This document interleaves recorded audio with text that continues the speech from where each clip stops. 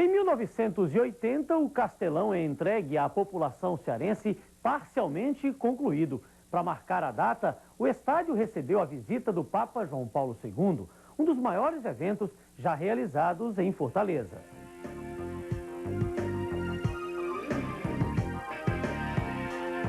No início da década de 80, na segunda etapa da construção do estádio, o setor de arquibancadas passou por uma nova ampliação.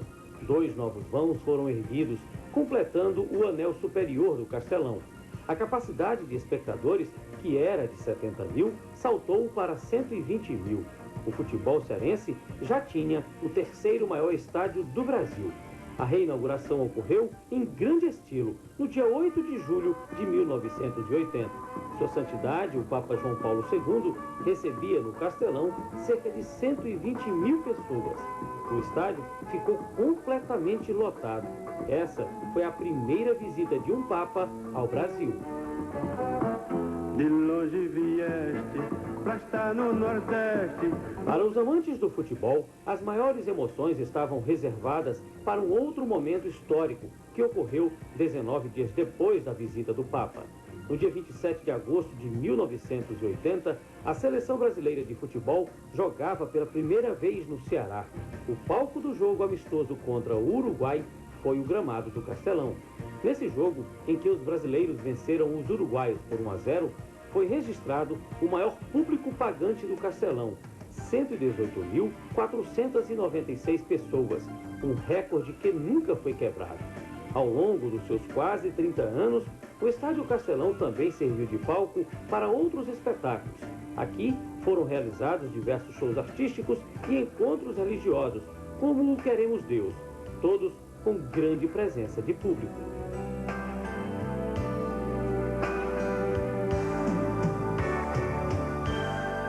Mas é no futebol que está a verdadeira essência do Castelão.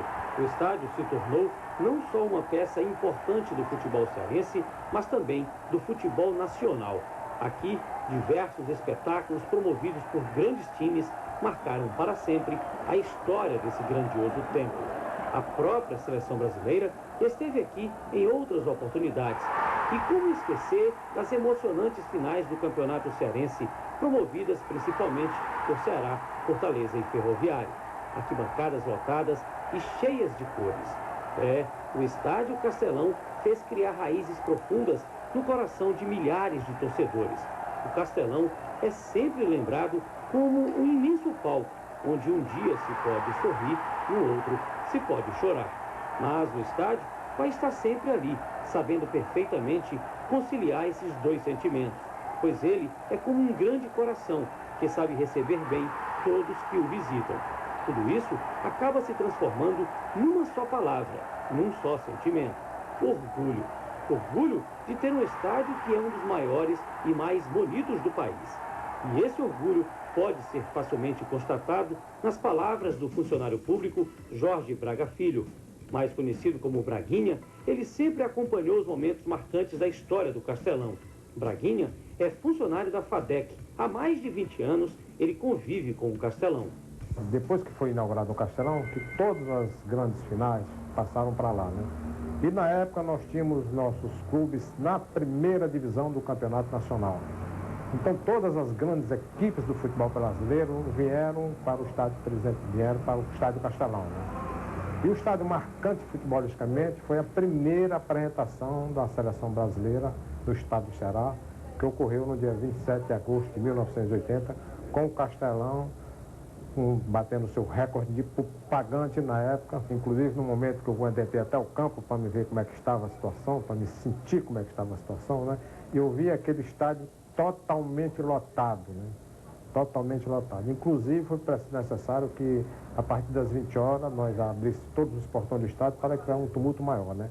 Então aquilo me emocionou muito e eu senti até que por que o jogador, às vezes, como a gente diz nas gírias futebolistas, teme nas bases. Uma multidão daquela, quando você, aquilo deve ser, é muito marcante para qualquer atleta, né?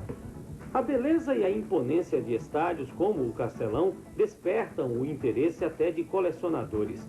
O administrador de empresas, Antônio Estelita Aguirre, por exemplo, um apaixonado pelo futebol cearense, tem como hobby colecionar cartões postais de estádios. O acervo de seu Antônio Aguirre é composto por cerca de 5.000 postais. Ele é um dos fundadores da Sociedade de Colecionadores de Postais de Estádio, a pioneira no país e com cerca de 300 sócios.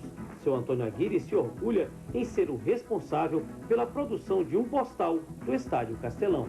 Nós colocamos como perspectiva fazer e fizemos esse postal do Castelão, porque foi mais uma maneira de divulgar o Estádio Castelão. Da mesma maneira como nós fizemos também postais de vários outros estádios de Fortaleza, do Ferroviário, do Presidente Vargas, do interior do estado. Mas o Castelão foi um dos primeiros que foi feito exatamente para que nós possamos divulgar mais, pudéssemos naquela ocasião, divulgar mais o futebol cearense, porque o postal de estádios é uma das grandes maneiras de divulgar o futebol. E é uma forma também de demonstrar a paixão pelo estádio, o estádio que é o Castelão? É, porque para o colecionador de postal de estádio, para o copeísta, o estádio é o templo dos amantes do futebol.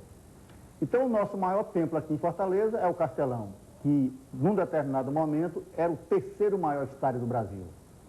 De maneira que, quando a Socop fez esse postal do Castelão, ela tentou, além de fazer um postal para os colecionadores do Brasil e do exterior, ela tentou também fazer uma homenagem àquele que era e ainda é um dos maiores, que poderia ter sido mais importante estádio do futebol brasileiro.